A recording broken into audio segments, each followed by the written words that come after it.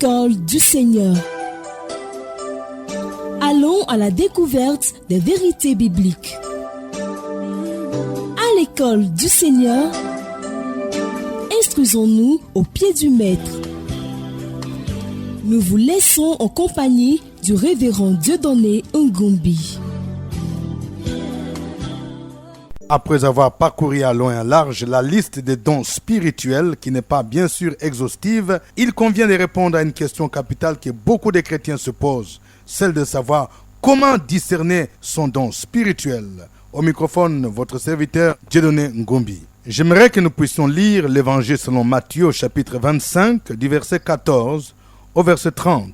Il s'agit de la parabole des talents. Il en sera comme d'un homme qui, partant pour un voyage, appela ses serviteurs et leur remit ses biens. Il donna 5 talents à l'un, 2 à l'autre et 1 au troisième, à chacun selon la capacité, et il partit. Aussitôt, celui qui avait reçu les 5 talents s'en alla, les fit valoir, et il gagna 5 autres talents. De même, celui qui avait reçu les 2 talents en gagna 2 autres. Celui qui n'en avait reçu qu'un alla faire un creux dans la terre et cacha l'argent de son maître. Longtemps après, le maître de ses serviteurs revint et leur fit rendre compte. Celui qui avait reçu les 5 talents s'approcha en apportant 5 autres talents.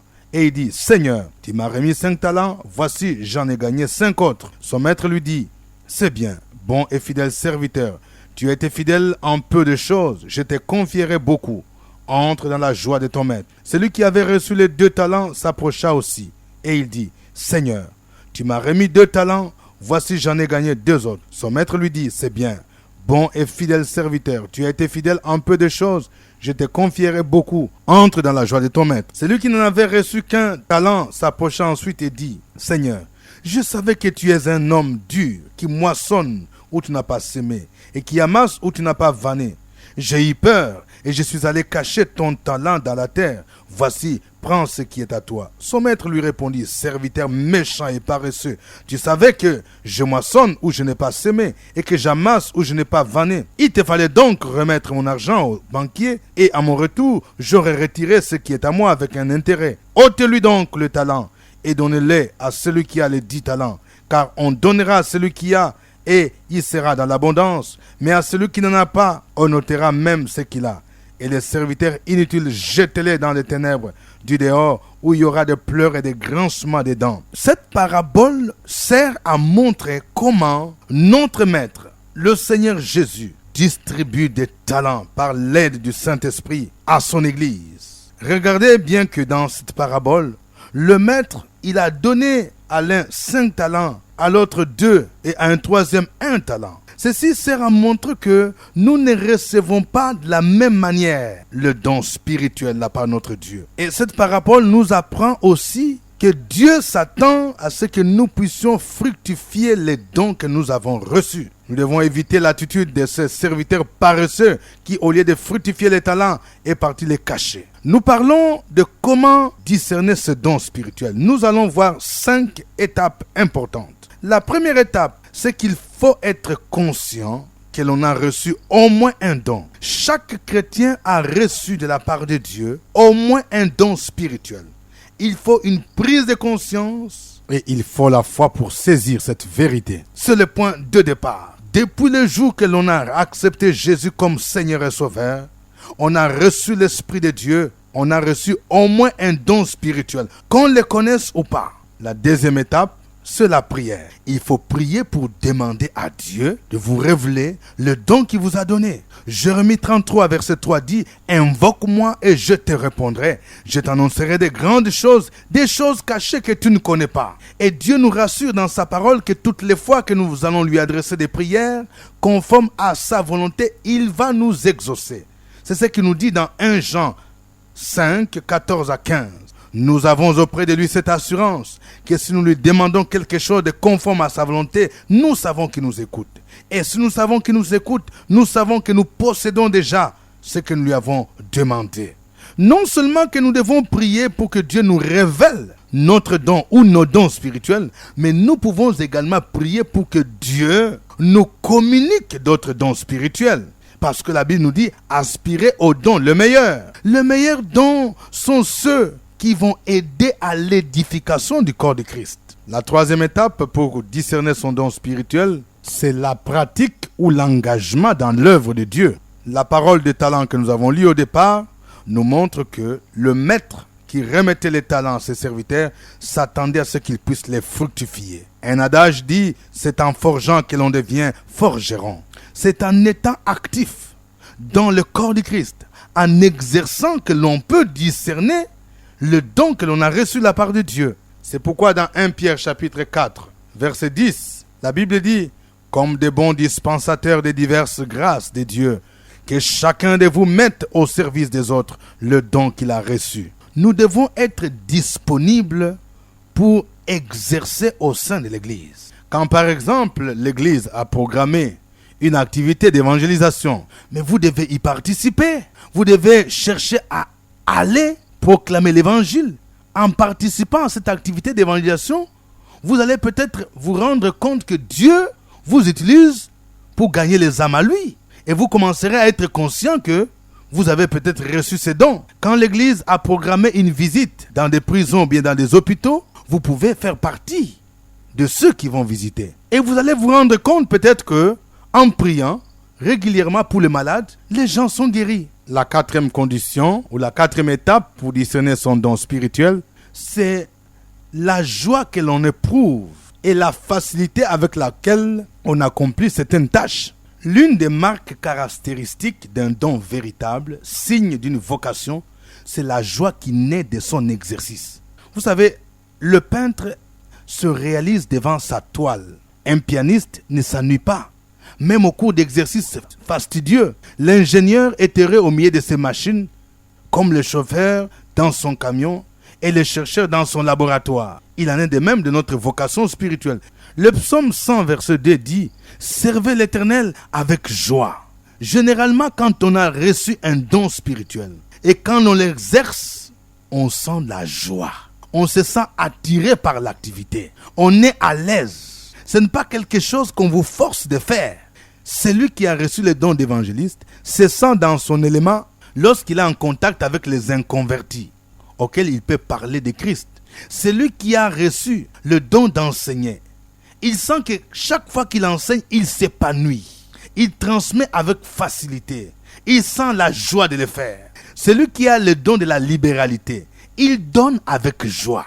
Chaque fois qu'il voit quelqu'un dans les besoins, chaque fois qu'il voit dans l'œuvre de Dieu, dans un ministère, dans une église, qui a un besoin, il se sent du coup attiré. Il se sent poussé à faire un geste. Cette disposition que l'on a d'agir promptement dans un domaine donné peut constituer un signe qui démontre que on a reçu de la part de Dieu un don spécifique dans ce sens-là. Celui par exemple qui estime qu'il a reçu le don d'enseigner et que quand on le désigne pour prêcher ou enseigner, il sent des luttes. Il n'a aucun désir de monter en chair. Il voudrait même qu'on puisse repousser le temps avant qu'il ne prenne la parole. C'est probablement un signe qui peut montrer qu'il n'a pas reçu ce don-là. Parce que la Bible nous dit qu'un homme ne peut recevoir que ce qui lui a été donné du ciel. Nous ne devrons jamais chercher à forcer de faire ce que nous n'avons pas reçu de la part de Dieu. Souvent, il y a dysfonctionnement dans nos églises et ministères chrétiens, tout simplement parce qu'on désigne certaines personnes à des responsabilités qui ne correspondent pas à leurs dons. Ce n'est pas parce que je suis évangéliste, ou pasteur, ou diacre, ou ancien de l'église, que je suis habilité à conduire, à présider un culte, par exemple. Il faut avoir le don de présidence pour le faire. Si je n'ai pas le don de direction de chœur ou de direction musicale, je ne peux pas m'improviser pour conduire un groupe de louanges ou la chorale.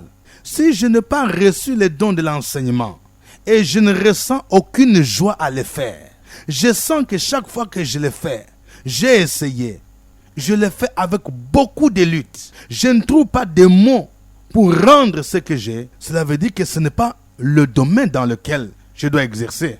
Je dois accepter que ceux qui ont reçu ces dons-là le fassent. Ne cherchons jamais à faire des compétitions dans l'œuvre de Dieu. Un homme ne peut recevoir que ce qui lui a été donné du ciel. Qu'est-ce que vous avez reçu du ciel? C'est ce que vous devez exercer. La cinquième et la dernière étape c'est l'efficacité. Généralement, quand on a reçu un don spirituel, on est efficace dans le domaine dans lequel on exerce. On peut remarquer des fruits visibles, palpables. Celui qui a le don de guérison, quand il prie pour le malade, il y a des témoignages, des gens qui rendent témoignage qu'ils ont effectivement été guéris. Celui qui a reçu le don de la parole de sagesse, quand il y a des problèmes dans la communauté qui nécessitent une certaine sagesse pour débloquer les situations, il est souvent utilisé par Dieu. Et les gens reconnaissent que chaque fois qu'il est intervenu, ces interventions ont contribué à débloquer la situation. Celui qui a les dons d'exhortation, chaque fois qu'il visite quelqu'un, chaque fois qu'il s'approche de quelqu'un qui est abattu, découragé, et qu'il partage avec lui, la personne se sent relevée, réconfortée, édifiée dans sa foi. Donc, quand on a un don spirituel, l'un des signes qui peut le démontrer, c'est l'efficacité. Cette efficacité est souvent constatée par les autres. C'est pourquoi nous avons besoin de prêter attention à ce que les autres disent de nous.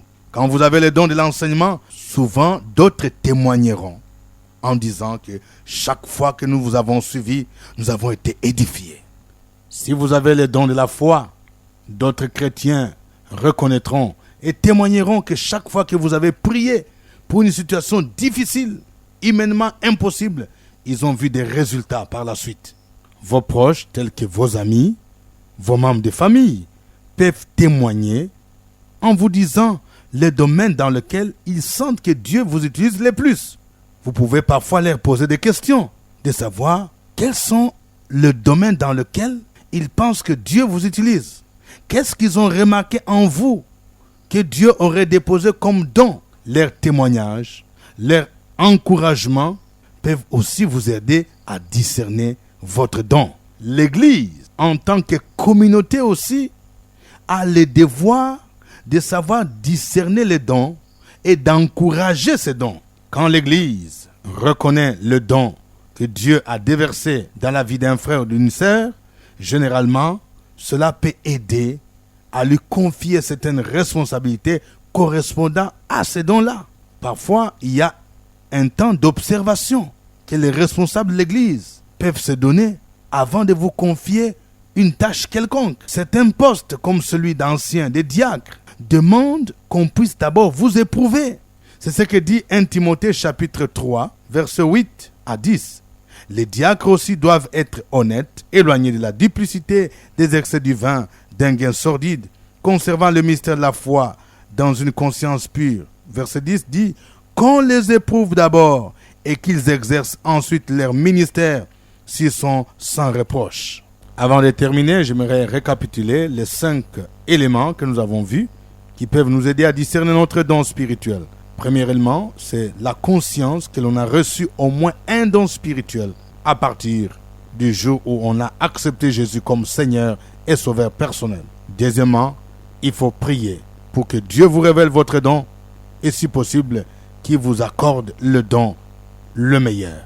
Car la Bible nous dit, aspirez au don le meilleur. Troisièmement, il faut exercer, être actif au sein du corps du Christ. Car c'est en forgeant que l'on devient forgeron. Quatrièmement, exercer dans les domaines où vous ressentez la joie et la facilité. Et cinquièmement, tenez compte de l'efficacité et de l'appréciation des autres. Nous espérons que ces enseignements vous ont aidé à cultiver votre intimité avec le Saint-Esprit et surtout à discerner votre don spirituel. Si vous voulez entrer en contact avec nous, vous pouvez nous écrire à notre boîte électronique osb894@yahoo.fr. Que Dieu vous bénisse. C'était à l'école du Seigneur avec le révérend Dieudonné Ngombi.